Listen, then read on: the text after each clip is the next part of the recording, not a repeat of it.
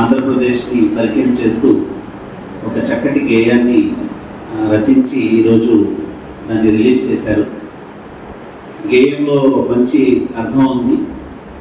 అలాగే జిఐఓ యొక్క ప్రాశస్త్యం, ప్రాముఖ్యత, జిఐఓ చేసేటువంటి కార్యక్రమాల సంక్షిప్త వివరణ కూడా ఇలా ఈ గేయంలో ఉంది. ఒక రకంగా చెప్పాలంటే జిఐఓని పరిచయం చేస్తూ రూపొందించబడినటువంటి ప్రప్రథమ గేయం ఈ జిఐఓ గేయం అని చెప్పి నేను అనుకుంటున్నాను. అలా అవకాశం విడుదల చేసే, రిలీజ్ చేసే అవకాశం నాకు ఇచ్చినందుకు అల్లాహ్ నేను వేల కృతజ్ఞతలు తెలియజేసుకుంటున్నాను.